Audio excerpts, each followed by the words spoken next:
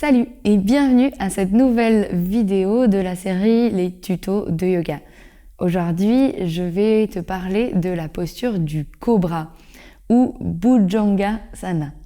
Et puis pour démontrer cette posture, et d'ailleurs sur quelques prochaines vidéos ça va être comme ça, j'ai invité Fred avec moi.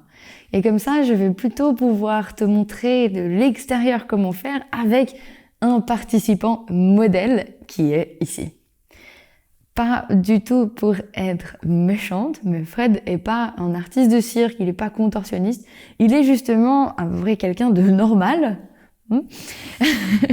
Et comme ça sera parfait pour pouvoir démontrer. On va être dans la normalité et pas dans la contorsion. Comme ça, on peut démystifier un peu les postures et tu verras que tout le monde, tous les corps en fait, sont OK pour ces postures. La posture du cobra, elle est très importante car elle fait partie des salutations au soleil et de tous les vinyasas. Alors si tu suis des cours de vinyasa ou de ashtanga ou de ashtanga vinyasa ou de power yoga, de rocket yoga, dans tous ces cours-là, on va passer par le cobra. Et comme c'est une flexion arrière, si on la fait mal, on risque vraiment d'accumuler des douleurs dans les lombaires, dans le bas du dos. Et au cours de notre aventure de yoga, en fait, se sentir juste mal et continuer à forcer dans ses lombaires. Et beaucoup de gens viennent au yoga contre le mal de dos. Du coup, si on fait faux et qu'on s'accumule du mal de dos, eh ben c'est vraiment contre-productif. Alors, cette vidéo va être composée en plusieurs parties. D'abord, je vais vraiment te démontrer ce qui est la forme finale. Enfin, Fred va te démontrer ce qui est la forme finale du cobra. Et après, on va démontrer un peu toutes les étapes possibles, les adaptations par rapport à ton corps, ton moment, ton envie, ton niveau d'énergie, adaptation du cobra. Et peut-être aussi à la fin, les choses à ne vraiment pas faire, qui sont les red flags, il faut pas faire pour ne pas se blesser. Alors, tu peux soit suivre cette vidéo en direct comme ça, peut-être assis et prendre des notes pour ta prochaine pratique, ou sinon je t'invite à t'installer sur ton tapis et à essayer en même temps que Fred essaye, comme ça tu peux ressentir ce qu'il se passe dans ton corps.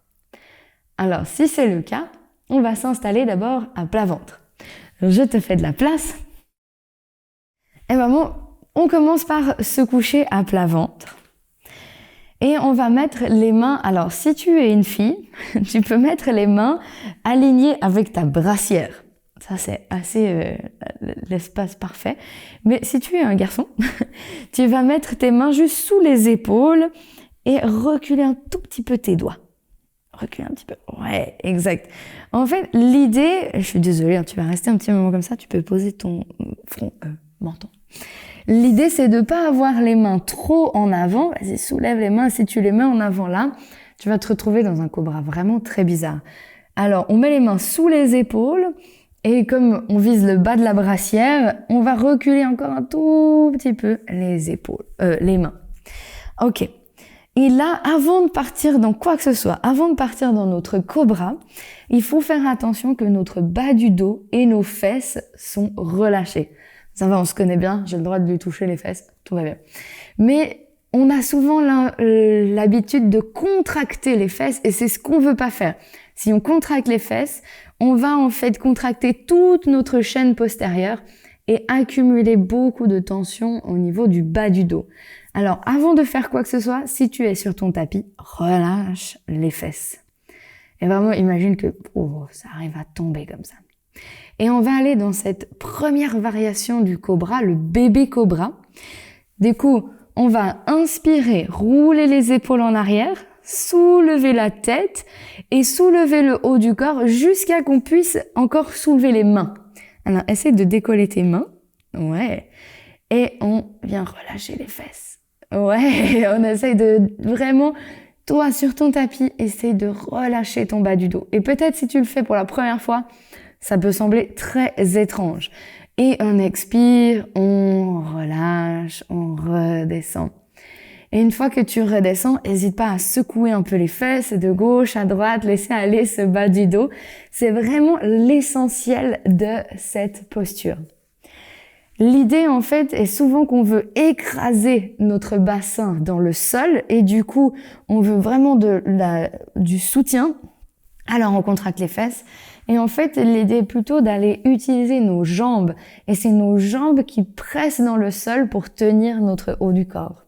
On va réessayer, si t'es prêt, Fred, sur une inspiration. Roule les épaules en arrière, soulève la tête, remonte le haut du corps jusqu'à que tu pourrais soulever les mains si tu veux, mais tu les gardes au sol. Joli. Et là, on vient relâcher ce bas du dos. C'est pas un exercice facile.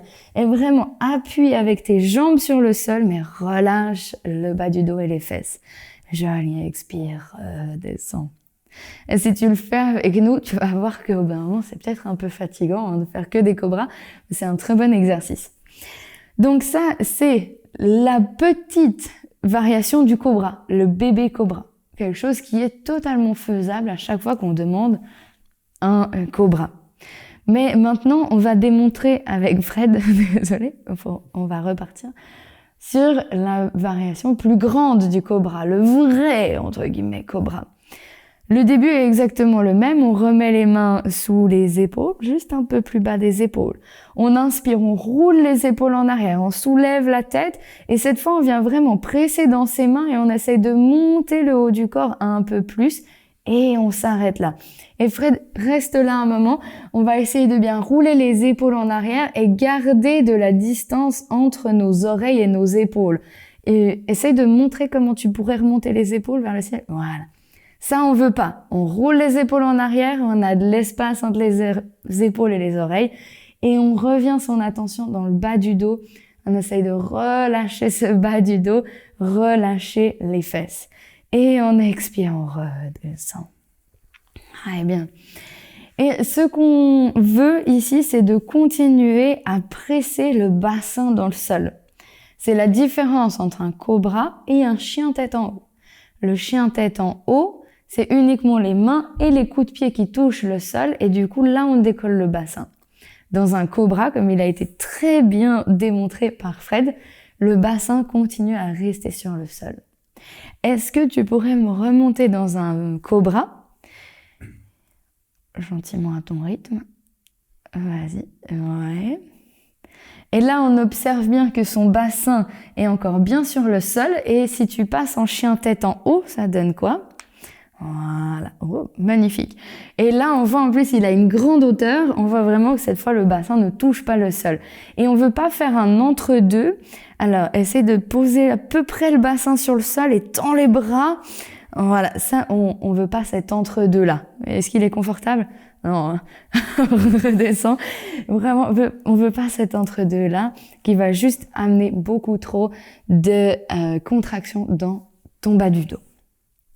Alors, on va passer maintenant à la deuxième partie de cette vidéo. On va te montrer toutes les différentes adaptations du cobra. Le premier, il s'appelle le sphinx. Et on se dira, ah, mais c'est pas du tout un cobra. Ok, c'est une autre posture, mais elle donne exactement le même effet. C'est une petite flexion arrière que tu peux faire en toute sécurité. Dans ton vinyasa, par exemple, quand tu descends le corps sur le sol et que tu te retrouves à plat ventre, comme est Fred maintenant, au lieu de monter dans un cobra, viens faire un sphinx. Alors, on va le démontrer, le sphinx, on va mettre les coudes sous les épaules, vraiment aligner les coudes et les épaules, mettre les mains à plat sur le sol, ouais, et relever la tête. Regardez loin devant soi. Et si on regarde la forme du corps de Fred, c'est exactement la même chose que tout à l'heure. Le bébé cobra, le sphinx, c'est exactement la même chose, sauf qu'on a les coudes posés sur les épaules, ce qui nous donne le maintien, c'est beaucoup moins dur physiquement, mais on a déjà ce shape-là et on peut mieux revenir sur notre bas du dos, sur nos fesses et sur l'idée d'appuyer avec nos jambes sur le sol. Toujours la même idée de rouler les épaules en arrière, de garder la ligne postérieure le plus longue possible et le regard bien droit. On peut redescendre gentiment. La deuxième variation est le bébé cobra qu'on a fait tout à l'heure. Alors, je te demanderai de remonter en bébé cobra. Si on a inspiration. Ouais. C'est presque un peu haut. Et parce qu'on doit pouvoir soulever nos mains. Alors la deuxième variation, c'est des bébés cobras. Et à chaque fois, voilà, essaye de soulever les mains, de tenir quelques instants et de redescendre. Et comme ça, si tu fais cette variation, tu vas travailler dans une variation de souplesse active qui va petit à petit t'apprendre à venir faire cette flexion arrière, tout en travaillant vraiment bien les muscles, parce que ça demande beaucoup de gainage d'être en flexion arrière et de soulever les mains.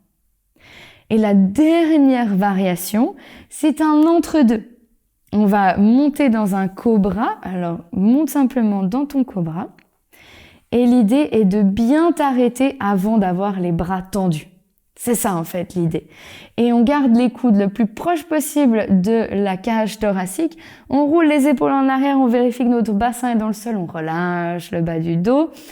Et là, c'est notre cobra. Pas besoin d'aller tendre les bras, surtout pas verrouiller les coudes. Et gentiment redescend. Très bien.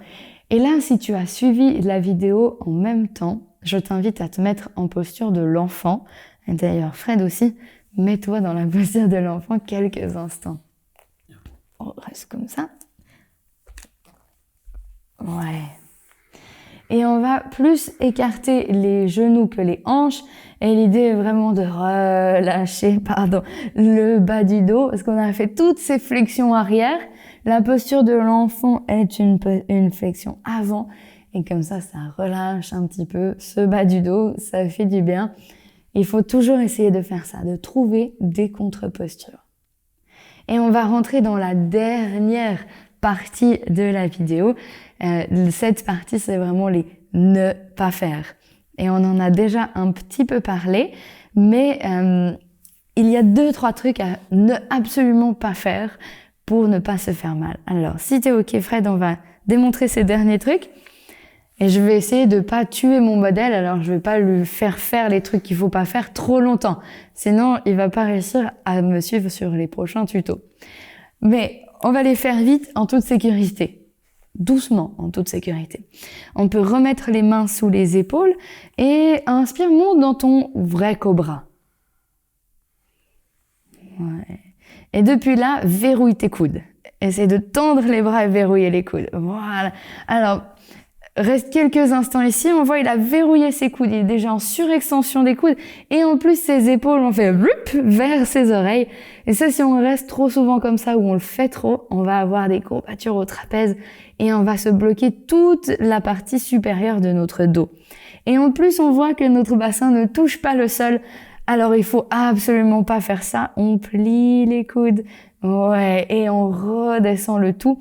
Et en plus, en redescendant, il a beaucoup plus relâché son bas du dos. Un dernier contre-exemple, et après, on arrête, promis. Et là, il regrette de m'avoir dit, ah, ok, je veux bien faire le modèle. Inspire, monte dans un dernier cobra. Ouais. Et maintenant, essaye de casser une noix entre tes fesses. Ouais, exactement. Et ça, on veut pas. On montre vraiment le contre-exemple. Est-ce que c'est confortable? Non, on a l'impression de pas pouvoir respirer. Et en plus, le bassin se décolle. Et là, après, c'est le mal de dos assuré dès le lendemain de ta pratique de yoga. Et surtout, si tu fais des cours de vinyasa et que t'en fais tout plein. Et voilà, on est arrivé au bout de ce tuto. Ça va, Fred, t'as survécu? Ça. Très bien. Alors, j'espère que ça t'a apporté des réponses à des questions que tu avais sur le cobra. Si tu en as encore, n'hésite pas à l'écrire en commentaire sous la vidéo et je me ferai un plaisir de répondre et de pouvoir t'aider. J'espère aussi que tu penseras à ça dans toutes tes prochaines pratiques et que du coup, peut-être que tu verras une différence et que ça améliorera vraiment ton dos et d'ailleurs tout le reste du corps. Et je tiens à remercier Fred pour cette assistana. Merci beaucoup et je te dis à très vite sur le tapis.